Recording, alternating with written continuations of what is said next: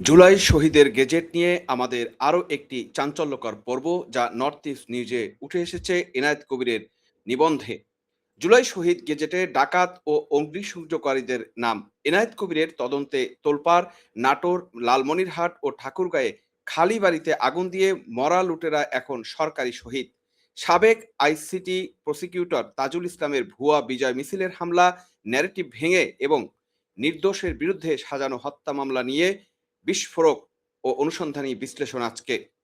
২০২৪ সালের ৫ই আগস্টের পর থেকে যে সরকারি জুলাই শহীদ গেজেটকে এক পবিত্র ও অলঙ্ঘনীয় দলিল হিসাবে জাতির সামনে তুলে ধরা হয়েছিল, আজ সাংবাদিক এনায়েত কবিরের এক্সক্লুসিভ অনুসন্ধান প্রতিবেদন সেই গেজেটের ভয়ঙ্কর জালিয়াতি থলের বিড়াল থেকে বের করে নিয়ে এসেছে। কথাটা স্পষ্ট করে শুনুন। বিজয় মিছিলে আওয়ামী লীগের হামলা, ছাত্রদের উপর নির্বিচারে গুলিবর্ষণ, এসব বানোয়াট গল্প ফেদে আন্তর্জাতিক অপরাধ ট্রাইব্যুনাল আইসিটি সাবেক চিফ প্রসিকিউটর তাজুল ইসলাম ও তার ক্যাডাররা যে জালিয়াতি ন্যারেটিভ তৈরি করেছিল, তা আজ তাসের ঘরের মতো চুরমার হয়ে গিয়েছে। অনুসন্ধানে বেরিয়ে এসেছে ৫ই আগস্টে শেখ হাসিনা পদত্যাগের বা দেশ ত্যাগের পর আওয়ামী লীগের নেতারা যখন আত্মগোপনে তখন খালি বাড়িতে ঢুকে ভাঙচুর, লুটপাট আর অগ্নিসংযোগ করতে গিয়ে যেসব দুষ্কৃতিকারী নিজেদের দেয়া আগুনে পুড়ে দম বন্ধ হয়ে মরেছিল, তাদের নামও এখন সরকারি ৮৪৪ জনের জুলাই শহীদ গেজেটের শোভা পাচ্ছে।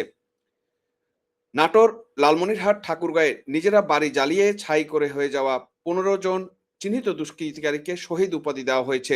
এবং মজার ব্যাপার হলো, যার বাড়িতে তারা পোড়াতে গিয়ে মরল, সেই পলাতক বাড়িওয়ালা আর শেখ হাসিনার বিরুদ্ধে উল্টা হত্যা মামলা ঠুকে দেওয়া হয়েছে। কি মারাত্মক রাজনৈতিক এবং আইনি তামাশা, সেটা কি চিন্তা করতে পারছেন?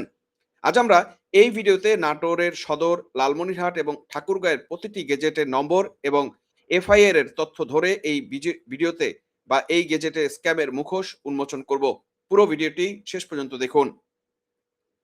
আসুন প্রথমে আন্তর্জাতিক অপরাধ ট্রাইব্যুনালের সাবেক চিফ প্রসিকিউটর তাজুল ইসলাম এবং তার দলীয় প্রোপাগান্ডা মেশিনের তৈরি বিজয় মিছিলের ন্যারেটিভের বৈজ্ঞানিক ও রাজনৈতিক একটু ব্যবচ্ছেদ করার চেষ্টা করি। ২০২৪ সালের ৫ই আগস্ট দুপুরের পর শেখ হাসিনা দেশ ত্যাগ করার সাথে সাথে সারা দেশে এক ভয়াবহ নৈরাজ্য ও মব ভায়োলেন্স ছড়িয়ে পড়ে। কিন্তু তাজুল ইসলাম গংরা অত্যন্ত চতুরতার সাথে প্রচার যুদ্ধে নেমে দাবি করতে থাকে যে আওয়ামী লীগের নেতাকর্মীরা নাকি বিজয় মিছিলে হামলা চালিয়ে আন্দোলনকারীদের হত্যা করেছে। কিন্তু এনায়েত কবিরের প্রশ্ন তুলেছেন, এই দাবি কি আদৌ কোনো সুস্থ মস্তিষ্কের মানুষ বিশ্বাস করতে পারে? ৫ই আগস্টের দুপুর ১২টায় সেনাপ্রধানের বক্তব্যের পর আওয়ামী লীগের কেন্দ্রীয় নেতা থেকে শুরু করে মাঠ পর্যায়ের কর্মীরা নিজেদের জীবন বাঁচাতে দিশেহারা হয়ে আত্মগোপনে চলে যান বা দেশ ছাড়েন। মন্ত্রী এমপিদের বাড়িঘর ছেড়ে তারা যখন পালাচ্ছেন, তখন সেই ভীত সশস্ত্র এবং আত্মগোপনকারী পলাতক নেতাকর্মীরা নাকি হাজার হাজার সংগঠিত বিজয় মিছিলে হামলা চালালো। এটি একটি চরম হাস্যকর ও কাল্পনিক গল্প ছাড়া আর কিছুই নয়। আসলে ৫ই আগস্টের দুপুরের পর থেকে যে ব্যাপক হত্যা, লুণ্ঠন, থানা আক্রমণ, পুলিশ হত্যা এবং অগ্নিসংযোগের মহা উৎসব চলছিল, সেই অপরাধগুলোকে ঢেকে রাখতেই এই বিজয় মিছিলে হামলা নামক ভুয়া ন্যারেটিভ আবিষ্কার করা হয়েছিল। দর্শক, নর্থ ইস্ট নিউজে এই রিপোর্টটার হেডিং যেটা বলা হয়েছে সেটা একটু আপনারা দেখুন। How allied non protested death entered বাংলাদেশের জুলাই ম্যাট্রিট গেজেট। মানে কিভাবে যারা এই প্রোটেস্টের সাথে জড়িত ছিল না, তাদেরকেও এই জুলাই শহীদ লিস্টে ঢুকিয়ে দেওয়া হয়েছে। Investigation challenge officials merit listing, sitting and dispute cases, criminal allegations and contradictory evidence and unanswered legal questions এখানে রয়েছে। মানে যেগুলোর কোনো লিগাল উত্তর নেই, সেরকম তথ্যই কিন্তু তারা দেওয়ার চেষ্টা করেছে।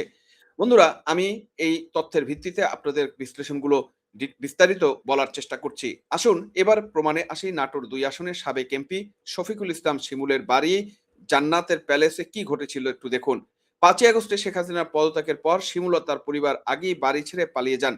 এরপর একদল উন্মত্ত জনতা শিমুলের ফাঁকা ৫ তলা ভবনে ঢুকে ভাঙচুর, লুটপাট শুরু করে। একদল যখন ৪ তলা ৫ তলায় মামলায় লুট করছিল, তখন অন্য একটি দল নিচতলায় আগুন ধরিয়ে দেয়। আগুনের লেলিহান শিখা ও বিষাক্ত ধোঁয়ায় আটকে পড়ে ভেতরে থাকা লুটেরা দগ্ধ ও দমবন্ধ হয়ে মারা যান। ফায়ার সার্ভিস সেনা সদস্যদের উপস্থিতিতে ৪ জনের পোড়া লাশ উদ্ধার করে এবং একজন হাসপাতালে মারা যায়।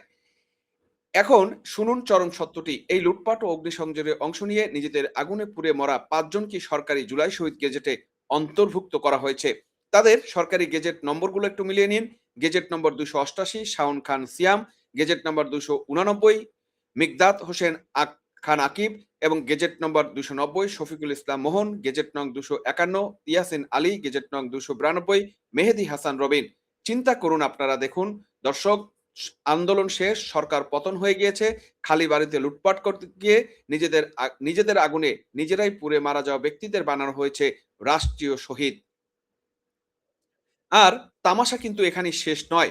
নিহত মিকদাদের বাবা জামাত নেতা দেলোয়ার হোসেন 17 সেপ্টেম্বর নাটোর সদর থানায় শেখ হাসিনা এবং বাড়ির মালিক এমপি শিমুল সহ 24 জনের বিরুদ্ধে হত্যা মামলা দায়ের করেন।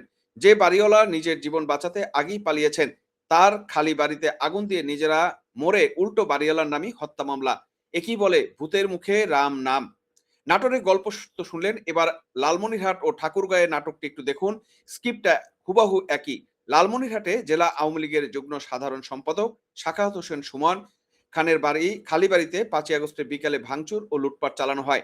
একদল মালামাল সরাচ্ছিল, অন্য দল আগুন লাগিয়ে দিচ্ছিল। ফায়ার সার্ভিস গভীর রাতে সেখান থেকে 6টি দগ্ধ লাশ উদ্ধার করে। আর এই 6 জনের লুটেরাকে বানানো হয়েছে জুলাই শহীদ। তাদের গেজেট নম্বরগুলো একটু দেখুন। 713 Al Shahriat, gazette number 714 Zubayer Hossain, gazette number 715 Shahriar Al Afroz Srabon, gazette number 729 Zahidur Rahman Joni, gazette number 882 Rajibul Karim Sarkar এবং গেজেট নাম্বার 883 রাফিদ হোসেন রুশো। আর যথারীতি 27 মে লালমনিরহাট সদর থানায় ওই বাড়ির মালিক সুমন খানের বিরুদ্ধে দায়ের করা হয় হত্যা মামলা। একই ঘটনা ঠাকুরগাঁয়ে 5ই আগস্ট সন্ধ্যায় ওয়ার্ড আওয়ামী লীগের সদস্য একরামউল্লাহ সাহেবের বাড়িতে লুটপাট ও আগুন দিতে গিয়ে পুড়ে মারা যায় 4 জন।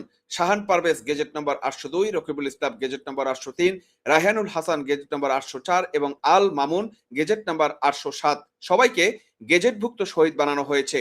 যে আন্দোলন ছিল বৈষম্য বিরোধী, যে আন্দোলনের পথ চলিত সাধারণ মানুষ ও শিক্ষার্থী প্রাণ দিল, সেই পবিত্র আন্দোলনকে কলঙ্কিত করে এই অপরাধী ও লুটেরাদের শহীদ তালিকায় ঢুকিয়ে মানুষ মাসিক ভাতা ও সুবিধা দেওয়ার এই মেগা স্ক্যাম কার ইশারায় হলো, সেটা এখন আপনারা খতিয়ে দেখতে পারেন।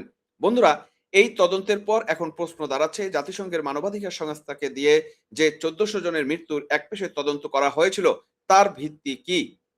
প্রথমে আন্দোলনকারীরা দাবি করেছিল 4000 জন মরেছে, পরে বলল 3000, তারপরে 2000, আর সর্বশেষ ইউএন বলল 1400। কিন্তু সরকারি গেজেটে 2 দফায় সংশোধন করে কত দাঁড়ালো সেটা একটু দেখেন, 844।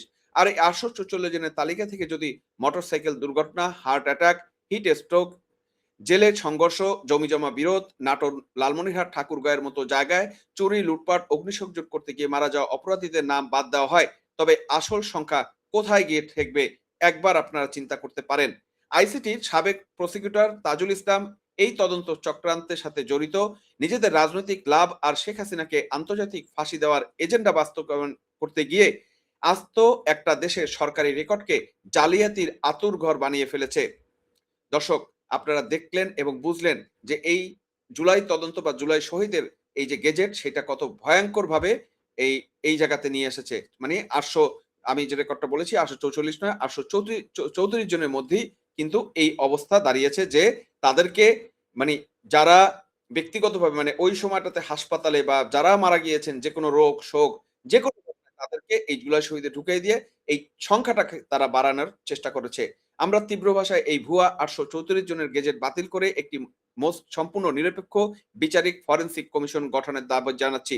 আসল শহীদদের রক্তের সাথে এই বিশ্বাসঘাতকতা বন্ধ করতে হবে।